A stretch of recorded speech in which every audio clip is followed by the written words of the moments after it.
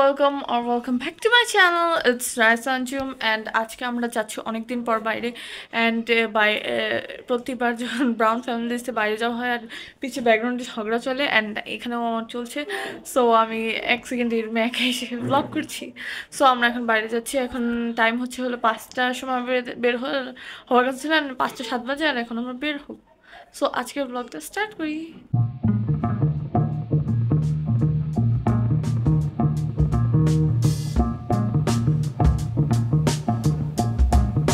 তো আমার বাসায় বাইরে যাওয়ার জন্য এত নাখরা করা হয় যে অযথায় গিয়ে কি হবে, আপুর এক্সামস আছে, দিশার এক্সামস আছে, এটা বলা হয়। অ্যান্ড ফ্রেন্ডসদের সাথে যাওয়ার কথা হলে বলা হয় পারমিশন নেই। সো আমি তো প্রায় ব্লগ আপলোড করা ছেড়ে দিয়েছি, প্রায় বছরে একবার আপলোড করি। আমি ভিডিও তো করি, বাট ওইটাকে এডিট করা হয় না, তাই তারপর আর পোস্টও করা হয় না। 100 বছর পর পোস্ট করি। সো আমরা এখন বের হচ্ছি, আমি, আম্মু, আপু আর দিশা বিকালবেলার টাইমে বের হচ্ছি। অ্যান্ড আমি অনেকদিন পরে বের হচ্ছি বাইরে।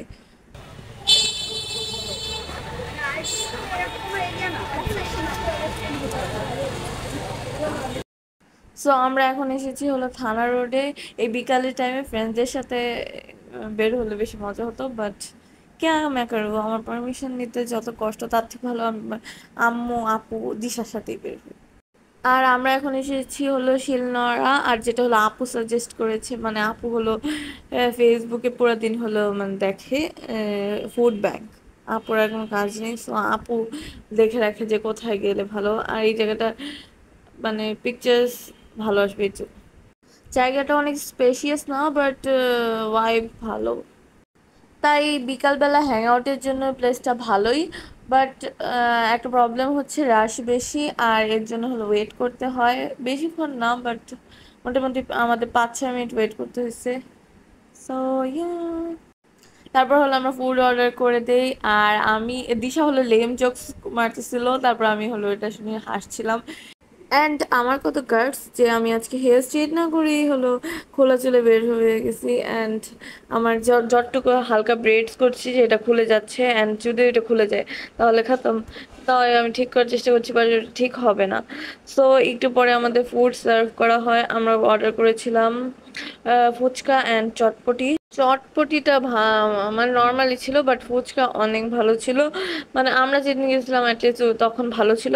তারপর আপু কয়েকদিন পরে রিভিউ দেখতেছিল, আর সেখানে দেখলো যে আগের থেকে কোয়ালিটি খারাপ করা হয়েছে। সো এখনকার আমি জানি না, বাট আমি যেদিন গিয়েছিলাম সেদিন অনেক ভালো ছিল ফুচকাটা। আমার আগে ফুচকা ভালো লাগতো, বাট এখন আমার অনেক বেশি ভালো লাগে ফুচকা। এটার কারণ আমার ফ্রেন্ডসরা, আমি নর্মালি প্রতিদিন ফুচকা খেতাম না। আর বাট আমার ফ্রেন্ডদের সাথে ঘুরতে ঘুরতে ওরা অনেক ফুচকা ভালো লাগতো ওদের আগে থেকেই।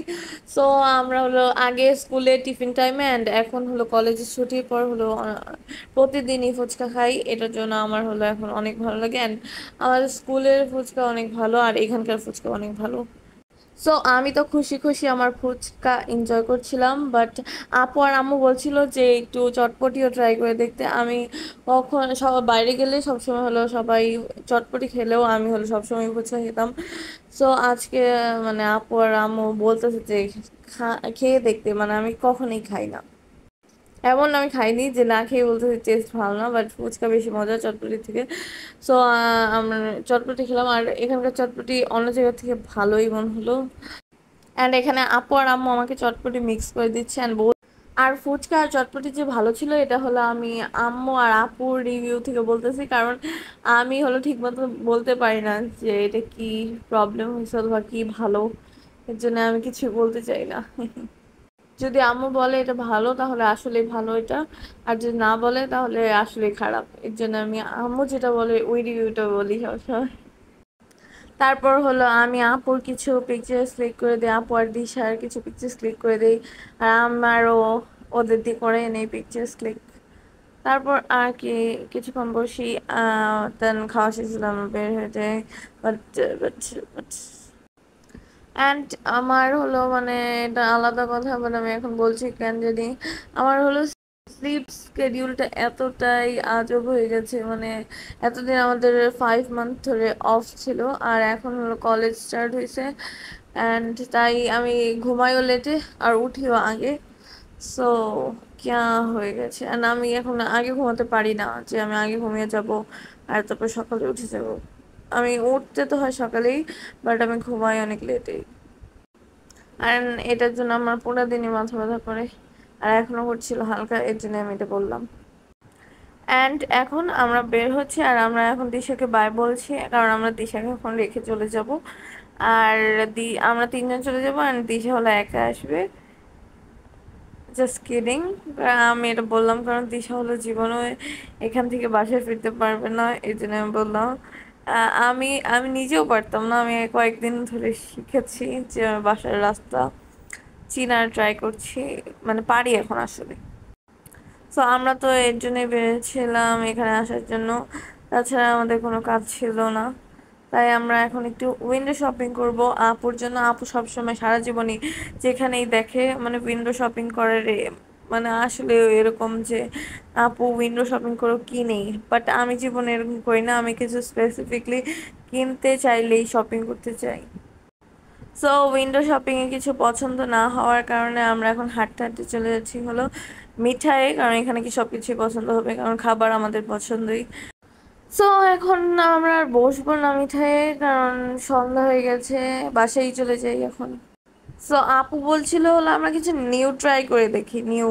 অ্যান্ড সারা জীবনে আপু খালি নিউই ট্রাই করতে চায়, তাই 100 বছর টাইম লাগে, বাট নিউ কিছু পায় না, তাই লাস্টে সেই আগে ট্রাই করা জিনিসপত্র নিয়ে যায় বাসায়। আর আপুর কিছু কিছু নিউ দেখতে দেখতে আমি ভ্লগ করছিলাম যে আমি আর কি করব।